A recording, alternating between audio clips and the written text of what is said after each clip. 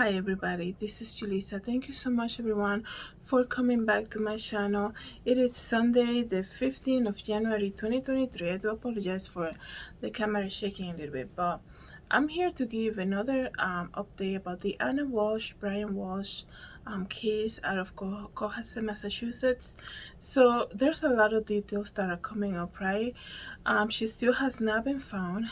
No details on that, so that's still very sad. Okay, and I'm looking at all the details that are coming about, right, about her and about the family and how she was so how she was. It's almost like when you look at their story and you look at her social media, was very telling to me. I found her social media like when I learned about the case a week ago, right? That I made that video last Sunday. But it's almost like a little strange. Like I said before, this is not passing judgment or anything, but when you look at her social media account, because one thing, people have a business Instagram, or they have like a personal Instagram. I personally have one for everything, right? But speaking about her, you look at her photos and you will not even think that she was married. And the reason that I say that is that it's almost like their story is a little strange. It was a very strange marriage, looking at it as an outsider, right? As a public, because you have somebody who, you know, has a social life outside of the city where her family lives, right? And by that I mean that she was allowed. She was allowed, meaning that not a lot of people will put up with something like that. You have three young kids and you get to go off, right, to work in DC for like 5 days a week and come back for the weekend, leave again, right, Sunday night. And she explained to the judge, right, she wrote a letter. Apparently they say it was her, because we all know Brian has been in trouble with the law, right, for selling fake paintings. She wrote a letter how he allowed her to know, to have a career like that, to be able to work on her career as a realtor. But Ana Walsh had a townhome in DC. She owned it, right? And she was preparing, like, I just learned that not long ago, and she was preparing like rooms for her kids to join her at some point over there. So when I came here a couple days ago and I said that she was planning on moving, it was very clear. Yes, she was ready. She already had a home. I actually thought that she was staying in a hotel every time she would go work over there. So, like, here's the thing, like what I'm saying, it was a very strange marriage because not a lot of husband would allow their wife to just go off like that. And then, like, oh yeah, go, I'll stay here with the three young kids, right? Like, at some point, no, this is just human behavior, right? Your husband can say to you, everything is fine, go do your thing, I don't have a problem with that. I don't know how long that can last in a marriage, right? Because at some point somebody, because when you have a marriage, right, it's two become one, right? So it can create so many scenarios, right? You have to be very trustworthy to allow your wife to go out like that and have this social life, right? Apparently she was very social, right? Nothing wrong with that. I'm not saying anything wrong with that, but about that, but what I'm saying, looking at her social media, she was very social. Her friends are coming out saying how she loved to go out dancing and having a good time. There's nothing wrong with that. But my point is this: I think there was a big fight, right? Because not only was he a mess, it's almost like at some point there's going to be some type of jealousy, in that marriage. When you have somebody, especially the roles were already like, it's changed, and people can look at what I'm saying and be like, oh, it's 2023, nobody cares about the dad staying home.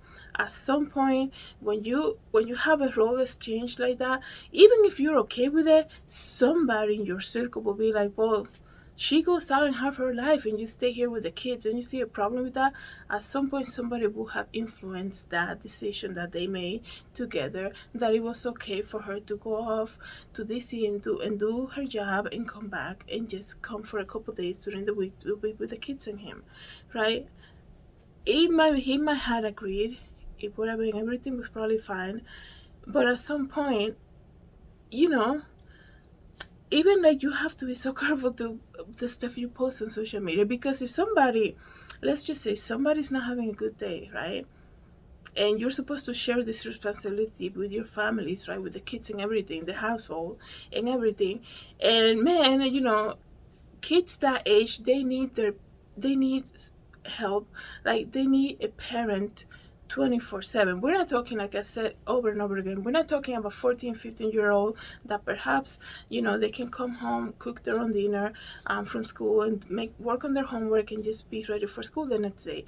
You have 2, 4, and 6 who are very young kids who have a lot of, they need their parents one-on-one all the time. They have probably after school programs, they need help, going to bed, bedtime, but all of that, right? I don't need to explain that, but I feel like at some point somebody was not going to agree with that, and you guys know what I'm going for, right? When you're posting on social media after work in DC, right, you went out drinking with your co-workers and you're having a good time, and then you have the husband, right, trying to make money selling fake stuff, already getting in trouble with the law. He's gonna look at the Instagram and be like, well, she's supposed to be here taking care of the kids too.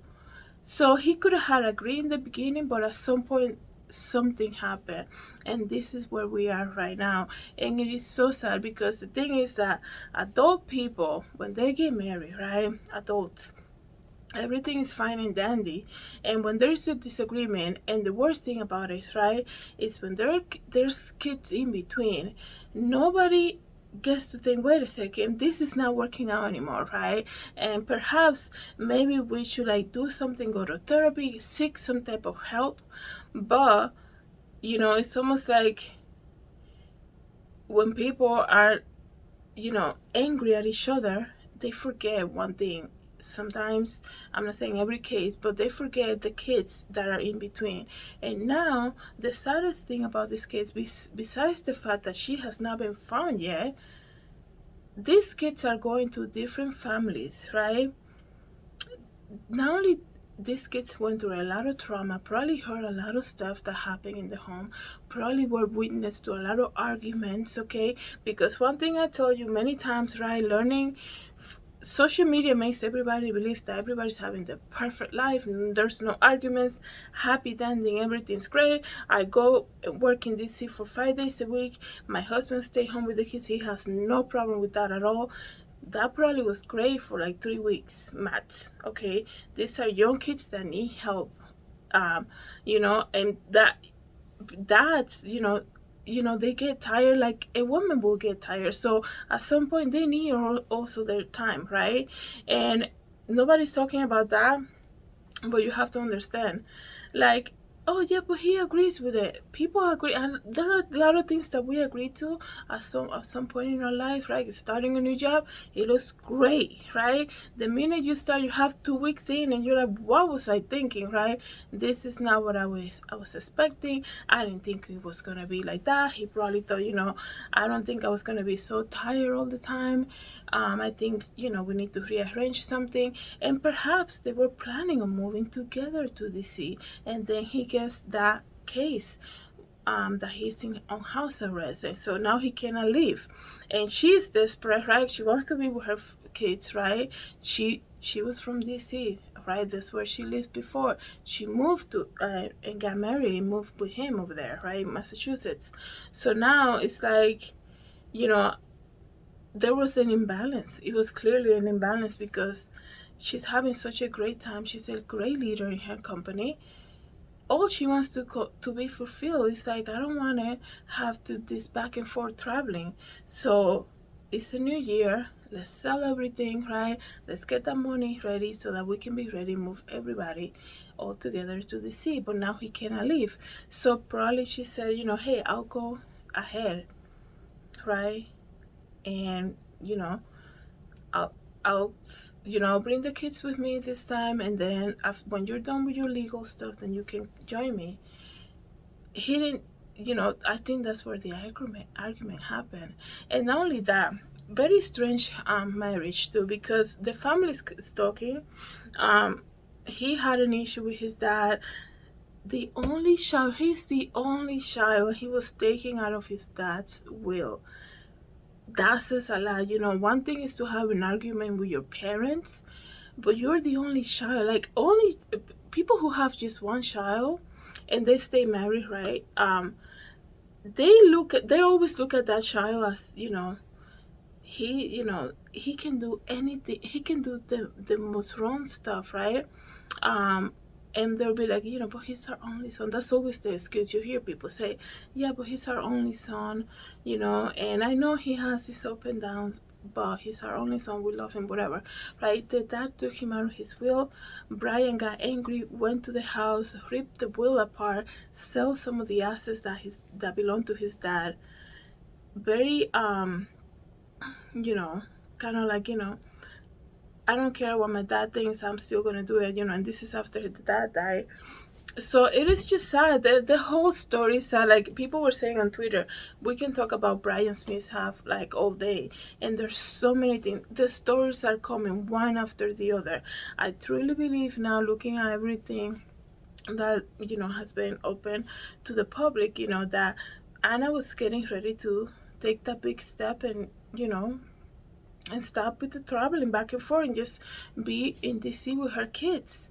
And you know probably she probably said to him, I'll go, and then when you're done with your legal stuff, you come. But there was a disagreement, and this is where we are now. And like I said before, the saddest thing about this is that these three young kids are going to be going to separate families. And it's just so sad. It's like you go from having just a normal life to just being in complete shock. And then, you know this is why society is the way it is. And I'm not blaming anybody, obviously, but when there is like a disagreement in the marriage, right, don't let your emotions rule your decisions in that moment. Emotions change, and everything has a resolution. Think about the kids, okay? Think about the kids that are involved. It's so sad to see like something like that happen. It is so sad. And now the latest thing that I saw about the case was that the mother-in-law, right, she was outside of Anna's home. He probably sent her over. Brian probably called his mom, and was like, can you get this from the home or get the other? So they've been seeing her, right? It is so sad. And that the stuff that came out in 2014, how she reported him to the police, saying, he threatened to kill me and my friends, that says a lot. And of course, they were not married by then. That also says a lot. I think that, nobody can change anybody, right? It's God who's able to change them after they ask for help, okay? So people, man, even in the Bible says about something, how people jokingly say stuff to you, but they will like say so many rude stuff to you, and they say, oh no, I'm just playing with you. A lot of the times stuff like that is true. So when somebody tells you something so serious like that, it prompts you to call the police and do a report. You're not just saying, I'm gonna kill you and your friends. Click the phone. Like, something must have has transpired for her to be let, right? Because for what I'm seeing, obviously I don't know her. I don't know like her or her personality, nothing like that. But you're coming to America, right? And you're having this. You got married, and everybody where you live saying, they're having she's having such a great life. People say, emotional abuse, because sometimes people rather take the abuse that they're living in, because you know people put you in this type of, especially people who want to come to this country or whatever, right? Like, not a lot of people are so ready to take that. What happened to you? You guys are not together anymore. You're this and the other. And it's hard when people are going through trauma and they're living in an emotional abuse.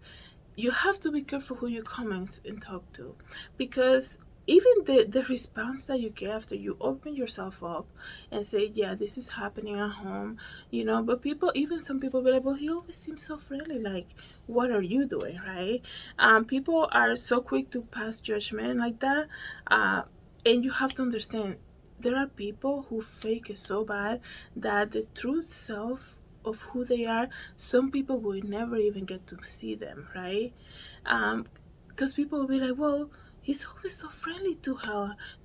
She goes out to the sea and he stays home with the kids. How can she say now that he's emotional abusive, right?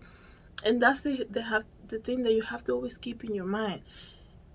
Like, not a lot of people are going to show you who they truly are. So when somebody opens up to you and say, hey, this is happening at home, this is what I'm being called when I come from from work or something. And even some of her friends said on New Year's Eve, he said no photos for him. He didn't want to be in any of the photos. That reminds me of something.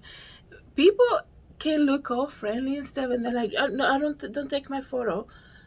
It's almost like there's something strange about that. It's so weird. You are in a public space. You invite people over to your home.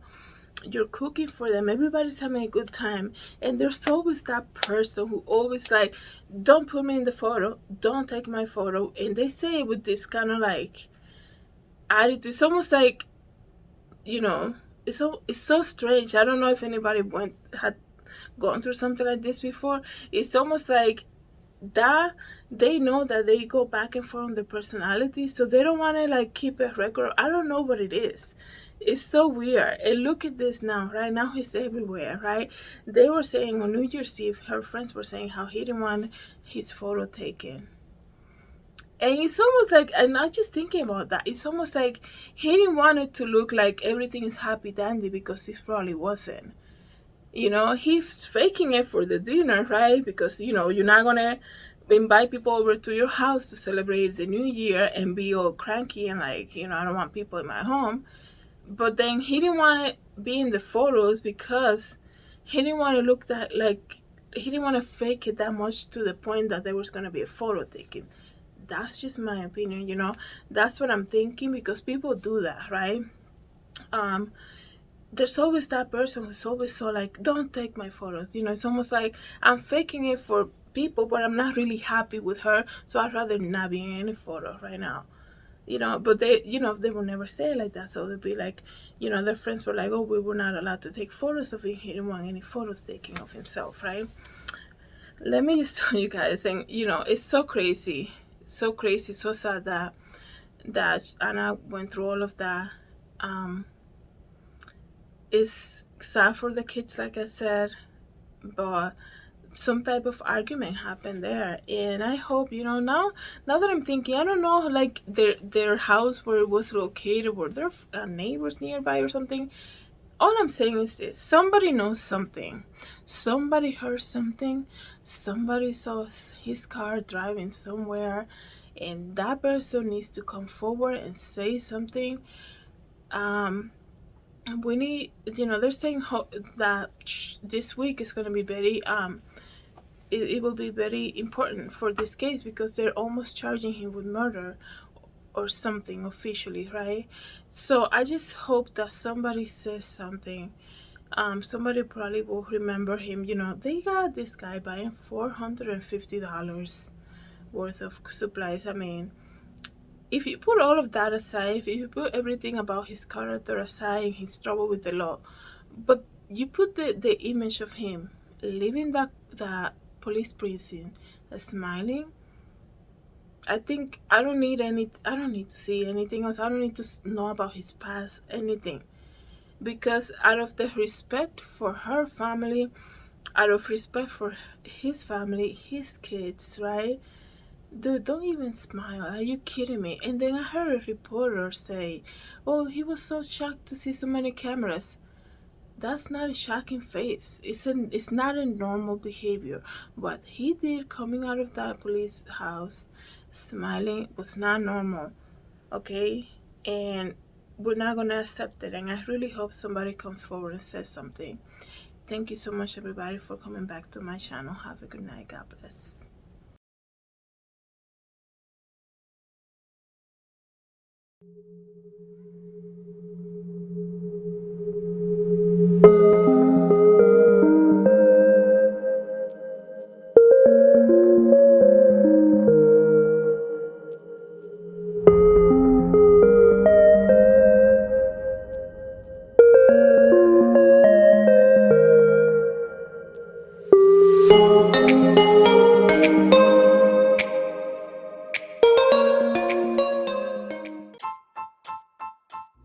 Hi everybody, this is Julissa. I'm here to invite you to my podcast, JulissaDesigns, and it can be found on Anchor, Apple Podcasts, and Spotify.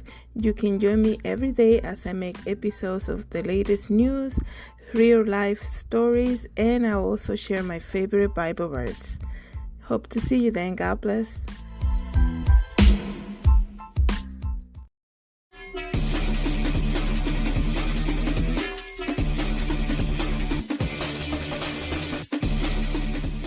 For coming back to my channel, please don't forget to subscribe and share this video, and I hope to see you in the next video. Have a great day everybody. God bless.